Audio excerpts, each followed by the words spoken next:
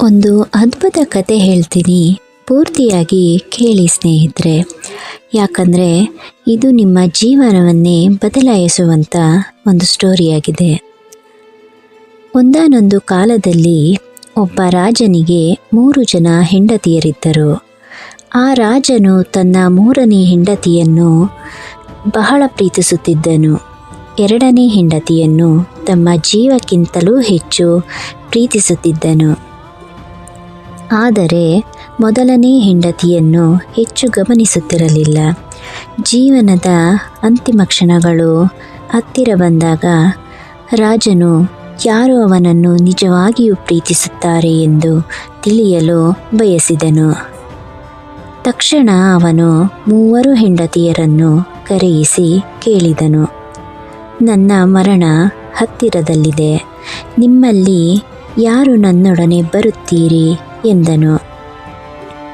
ಅವನಿಗೆ ಹೆಚ್ಚು ಪ್ರಿಯವಾಗಿದ್ದ 3ನೇ ಹೆಂಡತಿ ಉತ್ತರಿಸಿದಳು, ಕ್ಷಮಿಸಿ, ನಾನು ನಿಮ್ಮೊಡನೆ ಬರಲಾರೆ. ನಾನು ಕೇವಲ ನೀವು ಬದುಕಿರುವಾಗ ಮಾತ್ರ ನಿಮ್ಮೊಡನೆ ಇರುತ್ತೇನೆ. ಇದನ್ನು ಕೇಳಿ ರಾಜನು ಕಳವಳಗೊಂಡನು. ನಂತರ 2ನೇ ಹೆಂಡತಿ ಹೇಳಿದಳು, ನಾನು ನಿನ್ನೊಡನೆ ಬರಲಾರೆ. ನಿಮ್ಮ ನಂತರ ನಾನು ಇತರರೊಂದಿಗೆ ನನ್ನ ಜೀವನ ಮುಂದುವರಿಸುತ್ತೇನೆ. ಇದನ್ನು ಕೇಳಿದ ರಾಜನು ತುಂಬ ದುಃಖಿತನಾದನು. ಇದನ್ನೆಲ್ಲ ಗಮನಿಸಿದ ಅವನ 1ನೆಯ ಹೆಂಡತಿ ಅವನ ಮುಂದೆ ಬಂದು ಹೇಳಿದಳು, ನಾನು ಸದಾ ನಿಮ್ಮೊಡನೆ ಇದ್ದೆ ಮತ್ತು ಸಾವಿನಲ್ಲೂ ನಿಮ್ಮೊಡನೆ ಇರಲು ಸಿದ್ಧಳಿದ್ದೇನೆ ಎಂದು.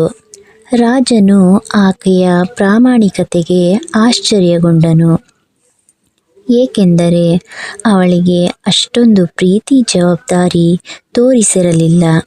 ಆ ಕ್ಷಣ ಅವನು ಆತ್ಮ ಸಾಕ್ಷಾತ್ಕಾರವನ್ನು ಹೊಂದಿದನು.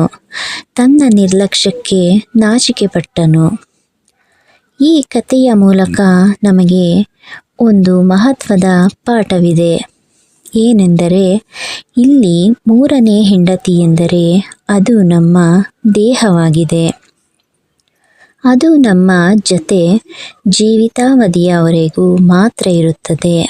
2ನೇ ಹೆಂಡತಿ ನಮ್ಮ ಸಂಪತ್ತಾಗಿದ್ದು ಅದು ನಮ್ಮ ಸಾವಿನ ನಂತರ ಇತರರ ಕೈ ಸೇರಿಬಿಡುತ್ತದೆ. ಆದರೆ 1ನೆಯ ಹೆಂಡತಿ ನಮ್ಮ ಆತ್ಮ ಮತ್ತು ಪುಣ್ಯಕೃತ್ಯಗಳು. ಸಾವಿನ ನಂತರವೂ ನಮ್ಮೊಡನೆ ಉಳಿಯುತ್ತದೆ. ಈ ಅದ್ಭುತ ಕತೆ ಇಷ್ಟ ಆಗಿದ್ದಲ್ಲಿ ನಮ್ಮ ಚಾನಲನ್ನು ಸಬ್ಸ್ಕ್ರೈಬ್ ಮಾಡಿ ಮತ್ತು ಮುಂದಿನ ವಿಡಿಯೋಗಾಗಿ ಲೈಕ್ ಮಾಡಿ.